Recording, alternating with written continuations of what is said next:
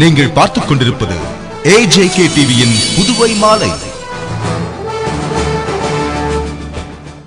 வணக்கம். புதுவை அரசு மருத்துவக் கல்லூரியில் 150 மாணவர்களை சேர்க்க இந்திய மருத்துவ கவுன்சில் அனுமதி வழங்கியுள்ளது என்று முதல்வர் ரங்கசாமி கூறினார். இது தொடர்பாக முதல்வர் ரங்கசாமி கூறுகையில், இந்திரா காந்தி அரசு மருத்துவக் கல்லூரியில் MBBS படிப்பிற்கு 150 மாணவர்களை சேர்க்க அகில இந்திய மருத்துவ கவுன்சில் அனுமதி வழங்கியுள்ளது. மேலும் தேவையான விரிவுரையாளர்கள் நியமிக்கப்படுவார்கள். உலக தரத்துடன் இந்த கல்லூரி சிறப்பாக இயங்கும் என்றவர் மேலும் தொடர்ந்து பாசிக் நிறுவனத்தில் பணியாற்றிய 930 பேரை பணி நீக்கம் செய்யப்பட்ட பொழுது எனது அரசு இல்லை. அவர்கள் ஏப்ரல் 30ஆம் தேதி நீதிமன்ற உத்தரவின்படி பணி நீக்கம் செய்யப்பட்டார்கள். அதுபோன்று பொதுப்பணித்துறையில் தேவைக்கு அதிகமாக ஆட்கள் நியமிக்கப்பட்டிருந்தார்கள். அந்த நிறுவனங்கள் நிதி நெருக்கடியில் சிக்கி தவிக்கிறது. கடன் சுமையும் அதிகமாகிவிட்டது. மயிலிறகாக இருந்தாலும் ஓரளவிற்குத்தான் வாகனத்தில் ஏற்ற முடியும். அளவுக்கு மீறினால் சக்கரத்தின் அச்சு முறிந்து போகும். அதுபோலத்தான் சம்பளம் வழங்கப்படாமல் கடன் சுமையில் உள்ள நிறுவனங்களில் தேவைக்கு அதிகமான ஆட்கள் பணி நீக்கம் செய்யப்பட்டுள்ளனர். இதுபோன்று பாண்லே நிறுவனத்தாலும் தேவைக்கு அதிகமாக ஆட்கள் நியமிக்கப்பட்டுள்ளனர். எனவே அரசு துறை மற்றும் பொதுத்துறை நிறுவனங்களில் பணியில் அமர்த்தப்பட்டவர்கள் எந்த அடிப்படையில் நியமிக்கப்பட்டார்கள் என்று முழுமையாக விசாரணை நடத்த உள்ளோம். பிறகு அடுத்த கட்ட நடவடிக்கை எடுப்போம் என்றும், இளைஞர்களுக்கு வேலை வழங்க வேண்டும் என்பது இந்த அரசின் எண்ணம். யாரையும் பழிவாங்கும் எண்ணம் இந்த அரசுக்கு கிடையாது என்றார். மேலும் தொடர்ந்து தேர்தலில் கொடுத்த வாக்குறுதிப்படி முதியோருக்கு 1000 ரூபாய் என உதவித்தொகை உயர்த்தி வழங்கப்பட்டுள்ளது. அதுபோன்று மிக மிக ஏழ்மை நிலையில் உள்ளவர்களுக்கு 35 கிலோ இலவச அரிசி வருகிற 1ஆம் தேதி முதல் வழங்கப்படும். மற்றும் வறுமை கோட்டிற்கு கீழ் உள்ளவர்களுக்கு 25 கிலோ இலவச அரிசியும், மஞ்சள் அட்டைதாரர்களுக்கு 15 கிலோ இலவச அரிசியும் அடுத்த கட்டமாக வழங்கப்படும். கோதுமை வழக்கம் போல் கிடைக்கும் என்றும், லிங்காரெட்டிப்பாளையம் கூட்டுறவு சர்க்கரை ஆலையில் விவசாயிகளுக்கு பணம் பட்டுவாடா தற்பொழுது நடந்து வருகிறது. மேலும் பால் உற்பத்தியை பெருக்கவும், உரம், பூச்சிக்கொல்லி மருந்துகள் தட்டுப்பாடின்றி விவசாயிகளுக்கு கிடைக்கவும், பிற்படுத்தப்பட்டோருக்கு வழங்கப்படாமல் உள்ள இலவச துணி வழங்கவும் நடவடிக்கை எடுக்கப்படும் என்றார். நம்முடைய மாணவர்கள் ஆவலோடு எதிர்பார்த்திருந்த மருத்துவக் கல்லூரிக்கான அனுமதி 2011-2012க்கு 150 மாணவர்கள் சேர்க்கைக்கு கிடைத்திருக்கிறது. அனுமதி கொடுக்கப்பட்டிருக்கிறது. எல்லா டிபார்ட்மெண்ட்லயும் இந்த வேலை எடுத்துட்டு எஜுகேஷன் பண்ணிட்டு இருக்காங்க, போராட்டம் பண்ணிட்டு இருக்காங்க. அது சம்பந்தம் சொல்லணுமா? சார், பேசிக் இந்த புதுச்சேரி அக்ரோ சர்வீஸ் இண்டஸ்ட்ரீஸ் பேசிக் இருக்கு. அதுல எப்ப எடுத்திருக்காங்க? 30/4/2011 30/4/2011 எல்லாருக்கும் தாங்க வச்சிருக்காங்க. அது அந்த 930 முதல்ல வந்தாங்க பேசிக்கிறது. அப்போ என்னுடைய அரசு இல்லையே. இப்ப நான் அரசு அப்ப இருந்தா இந்த அரசு இப்போ அப்ப யாரு இருந்தது? நான் இல்லையே. 30/4/2011 எடுத்திருக்காங்க. 930 பேர் முதல்ல இருந்து எடுத்தாங்க பேசிங் சார். என்ன காரணம் சொன்னா, அந்த கோர்ட்டினுடைய ஆர்டர் இருந்து அதை பேஸ் பண்ணி எடுத்திருக்கிறோம். அப்புறம் அவங்களால நிதி நிலைமை சுத்தமா சரியில்லை. சில நிறுவனத்துல நிதி நிலைமை சுத்தமா சரியில்லை. இதுல வல்லூன் பொருளை கூட நம்ம ஒண்ணு சொல்லணும். பீலி போய் சாகான அச்சுன்னு பண்ண சாலை விழுத்து போயின்னு சொல்லுவாங்க. ஒன்று தாங்க முடிகிற அளவுக்கு தான் ஏற்ற முடியும் எதையும். ஏன் மயில் இறங்காக கூட இருந்தா கூட அது கூட ஒரு அளவு ஏற்றும் போது இல்லைன்னா அச்சு முடிஞ்சுன்னு சொல்லுவாங்க. வல்லூன் பொருள் அது. இப்ப எந்த ஒரு நிறுவனமும் ஒரு அளவு தாங்கக்கூடிய நிலையில இருக்கும் போதுதான் அந்த அளவுக்கு தான் எத்தனை ஆட்கள் தேவை அல்லது பணியாளர் தேவை, அதிகாரிகள் தேவை ஒரு அளவு இருக்கு எல்லாத்திலையும். அந்த அளவுக்கு உள்ள இருந்தா தான் நடத்த முடியும், தாங்கும். 250 பெண்கள் ரோட்ல வந்தாங்க. உங்களுக்கு தெரியாத? உங்களுக்கு செய்தியாளர் நீங்க பாத்துட்டு இருந்தீங்க இல்லையா? இல்ல டெக்ஸ்ப்ரோ உற்பத்தி செய்து அதனுடைய அடிப்படையில் அவங்க சம்பளம் வாங்கிக்க வேண்டியவங்க. உற்பத்தி செய்து பெண்கள், முழுமையா பெண்கள் 250 பெண்கள்.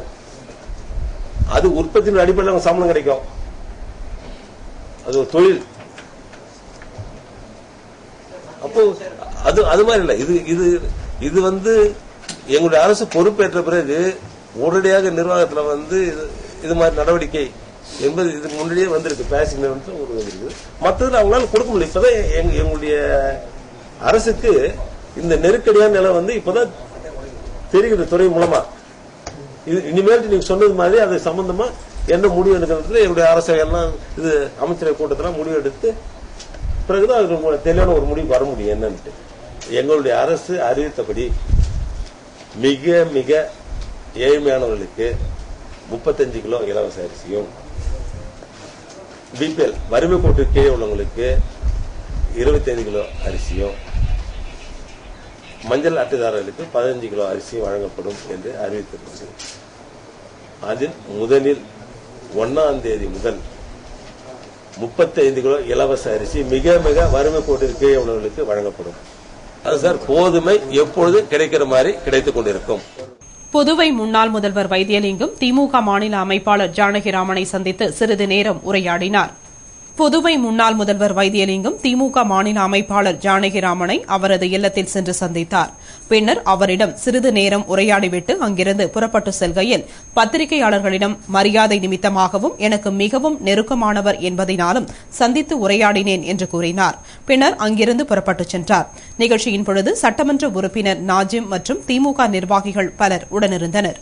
சட்டமன்ற உறுப்பினர் நாஜிமிடம் இந்த சந்திப்பு பற்றி பத்திரிகையாளர்கள் கேட்டதற்கு, நான் எப்பொழுதும் புதுவைக்கு வந்தால் முன்னாள் முதல்வர் ஜானகிராமனை சந்திப்பது வழக்கம், அதுபோலத்தான் வந்தேன், மற்றபடி ஏதும் இல்லை என்று கூறினார். இந்த சந்திப்பில் அரசியல் உள்நோக்கம் இருக்கலாம் என்று கருதப்படுகிறது. சென்டாக் மாணவர்கள் சேர்க்கையில் புதுவை மாணவர்களை பாதிக்கும் பகுதி வாரியான இடஒதுக்கீட்டை ரத்து செய்ய வேண்டும் என்று இந்திய கம்யூனிஸ்ட் கட்சி வலியுறுத்தியுள்ளது. இது தொடர்பாக இந்திய கம்யூனிஸ்ட் கட்சியின் மாநில செயலாளர் நாரா கலைநாதன் கூறுகையில், புதுவையில் சென்டாக் மாணவர் பிரச்சினையில் கடந்த ஆண்டு முதல் பகுதி வாரியான இடஒதுக்கீடு என்ற முறையில் மாணவர்களை பாதிக்கும் முறையை அரசு செயல்படுத்தியது. இந்த முறையை ரத்து செய்ய வலியுறுத்தி பல கட்ட போராட்டம் நடத்தப்பட்டது. ஆனால் இந்த ஆண்டும் சென்ற வருட முறையையே பின்பற்றி சேர்க்கை நடைபெறும் என்று சென்டாக் கன்வீனர் அறிவித்துள்ளார்.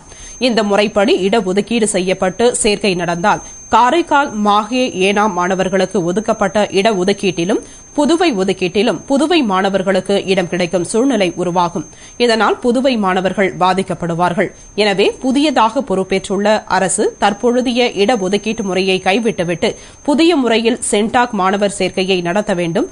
மேலும் மருத்துவக் கல்லூரியில் அரசுக்குரிய 50% இடஒதுக்கீட்டை பெற நடவடிக்கை எடுக்க வேண்டும் என்றார்.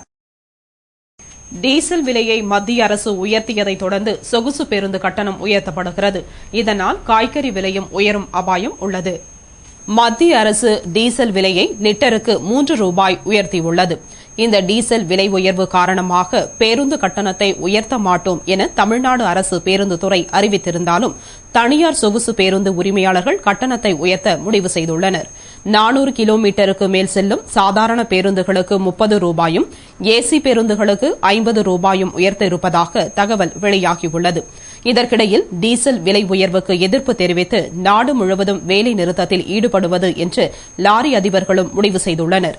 எனவே டீசல் விலை உயர்வை தொடர்ந்து வேலை நிறுத்தத்தில் லாரிகள் இறங்க உள்ளதாலும் சொகுசு பேருந்து கட்டணம் உயர்த்தப்படுவதாலும் காய்கறி உள்ளிட்ட அத்தியாவசிய பொருட்களின் விலை உயரும் அபாயம் ஏற்பட்டுள்ளது. சட்ட மசோதா தயாரிப்பு பணியில் இனி சமூக ஆர்வலர்களுக்கு இடம் கிடையாது என்று மத்திய அமைச்சர் கபில் சிபல் கூறியுள்ளார். இது தொடர்பாக மத்திய மனிதவள மேம்பாட்டுத்துறை அமைச்சர் கபில் சிபல் கூறுகையில், மத்திய அரசின் மசோதா தயாரிப்பு பணியில் இனி வரும் காலத்தில் சமூக ஆர்வலர்களை சேர்க்க மாட்டோம். அதனால் தற்பொழுது ஏற்பட்ட அனுபவம் இனி வரும் காலத்தில் ஏற்படாது என்றும், மசோதா தயாரிப்பு குழுவில் சமூக ஆர்வலர்களை சேர்க்காவிட்டால் சிலர் போராட்டத்தில் ஈடுபடக்கூடும். அதையும் நான் யூகிக்கவே செய்துள்ளேன் என்ற அவர், மசோதாவை நிறைவேற்றாவிட்டால் ஆகஸ்ட் 16 முதல் உண்ணாவிரதம் இருக்கப்போவதாக அண்ணா ஹசாரே அறிவித்துள்ளார்.